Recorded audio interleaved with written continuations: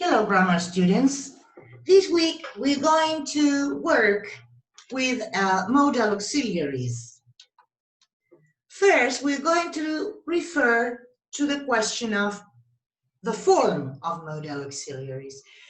We have already said that they are defective verbs, that they are different from the other verbs, from lexical verbs, let's say.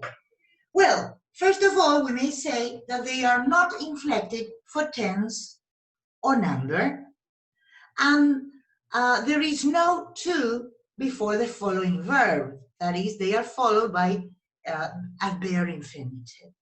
Now, let's stop for a minute.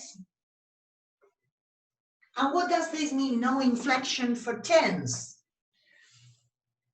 You probably remember that in many grammar books, you do find modals divided into present and past forms.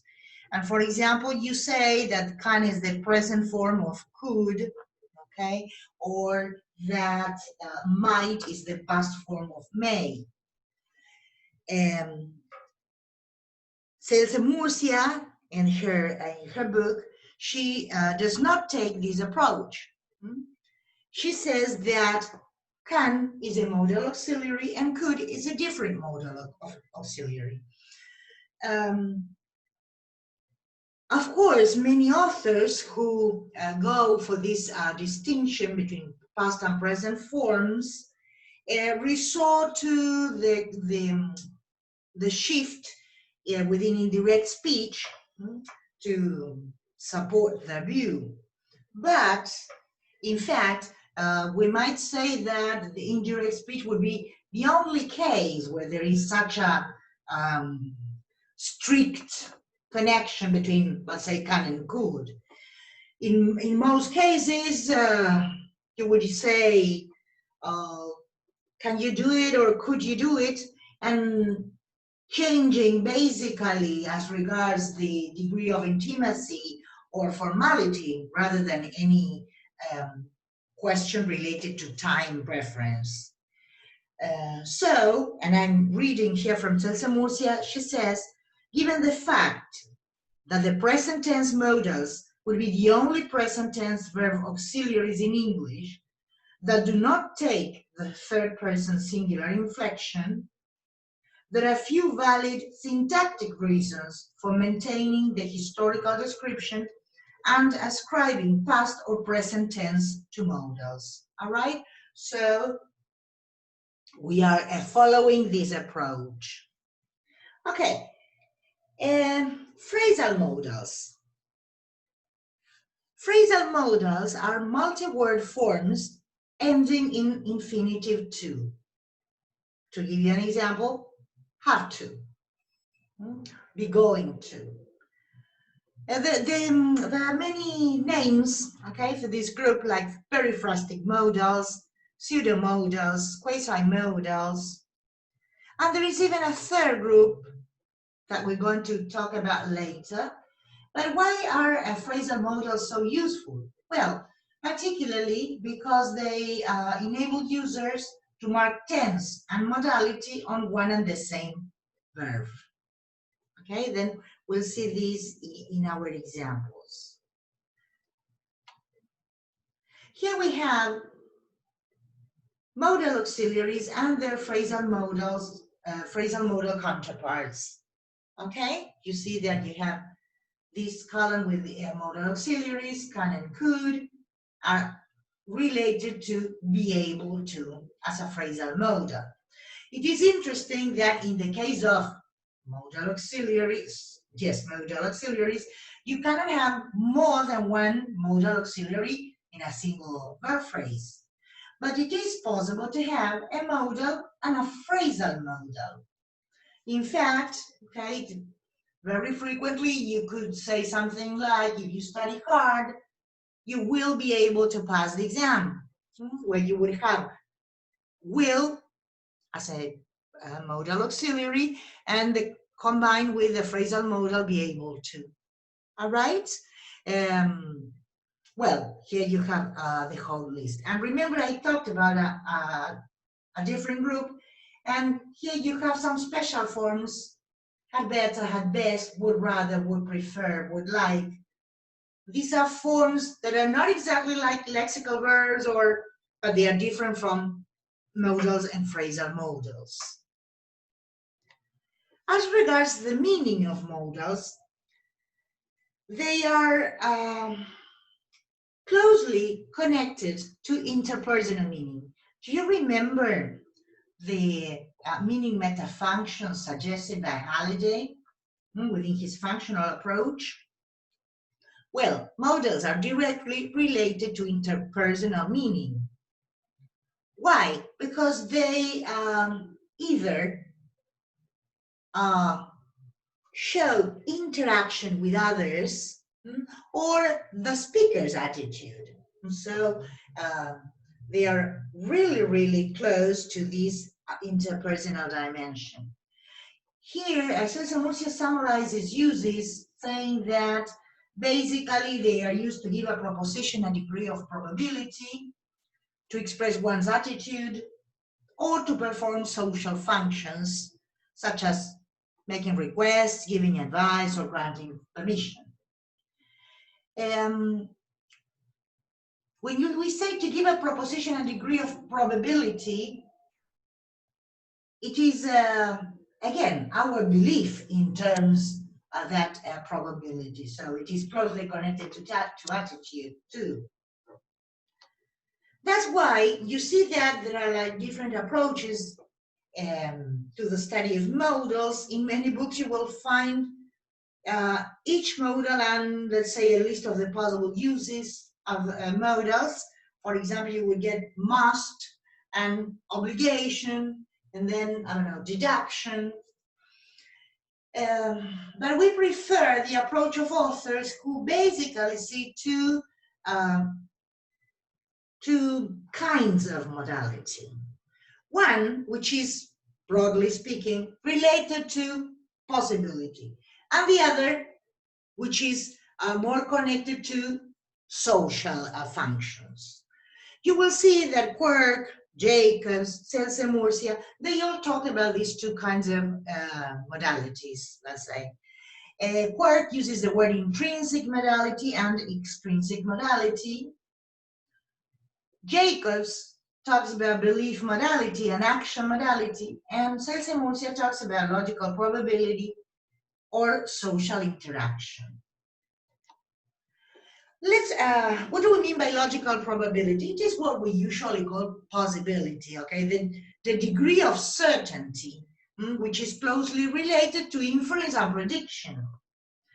And here, you're going to read all these in chapter 8 from Celso Murcia, but broadly speaking, I would say that here, these are the modal auxiliaries most frequently used to show different degrees of certainty, starting from might or could, may, and must. You see that we go from the lowest, let's say, degree of certainty to the highest. When you say that it must be around 9, you're almost sure it is.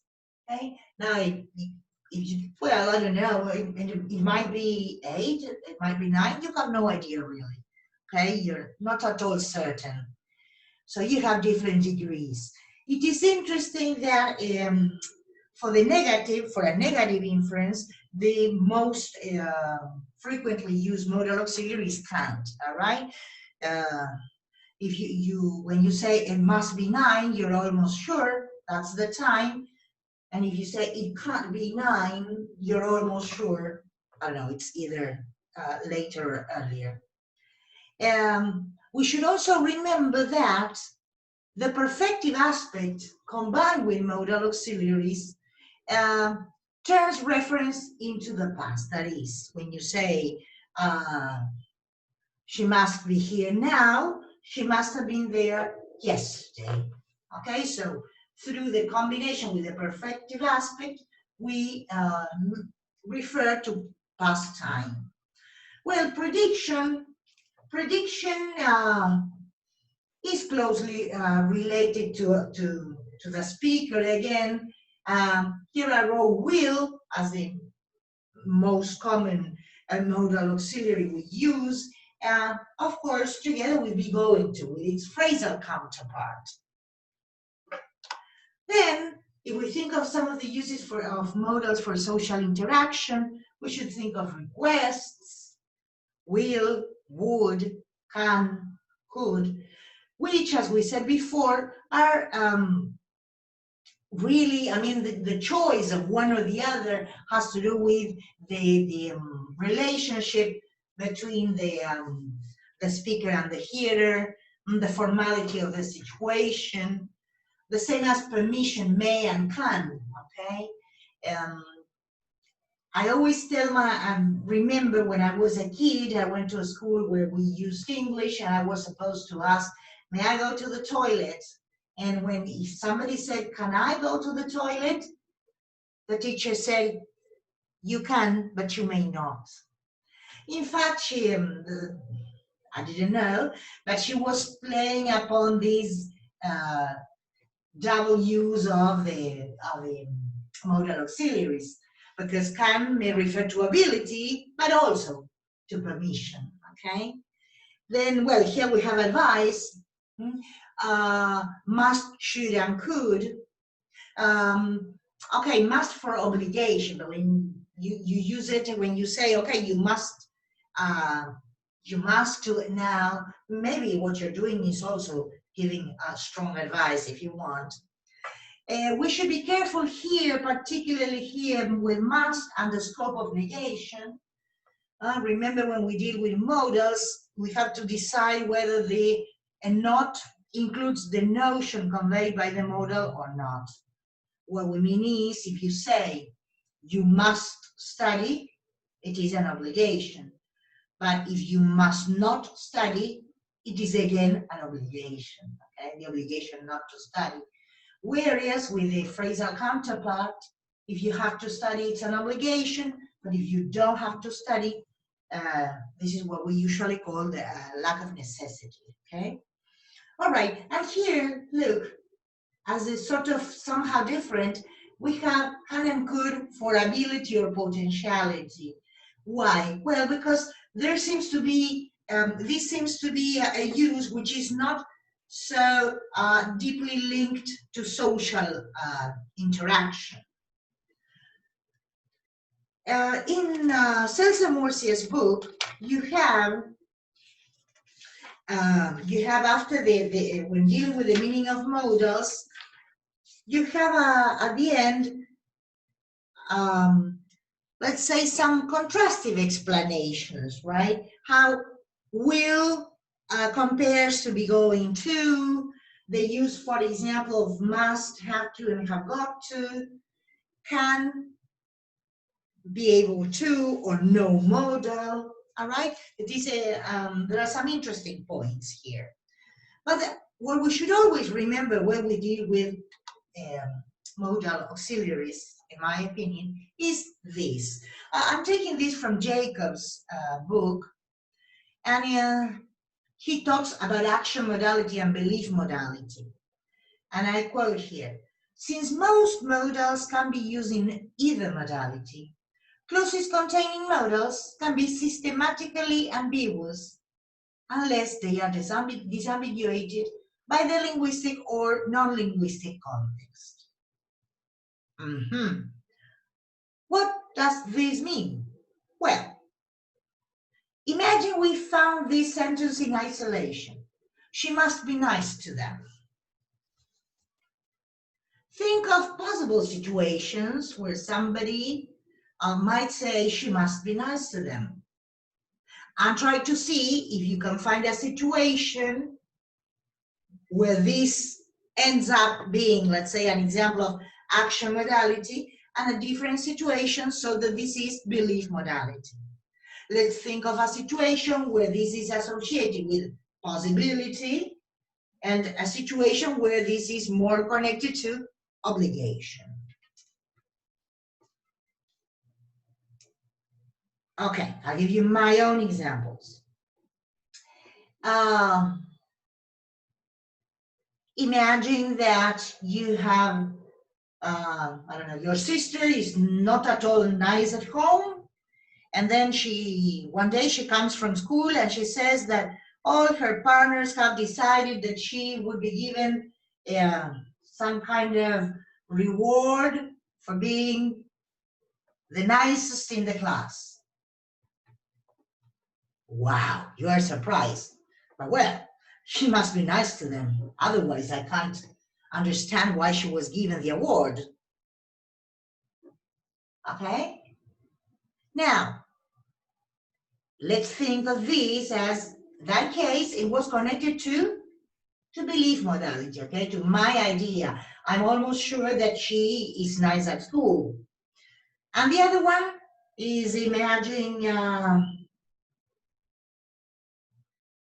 your mother and father talking about a girl, and then they say, well, look, it doesn't matter if she does not like them. She must be nice to them because after all, they are the ones who will decide, I don't know, whether she can stay in the house or not. Okay? There we are saying that it is her obligation somehow to be nice to them. We could do the same with the second example. He must have left the house by 5 o'clock as some kind of obligation or some kind of deduction. I'm not going to give you my own situations, my situations.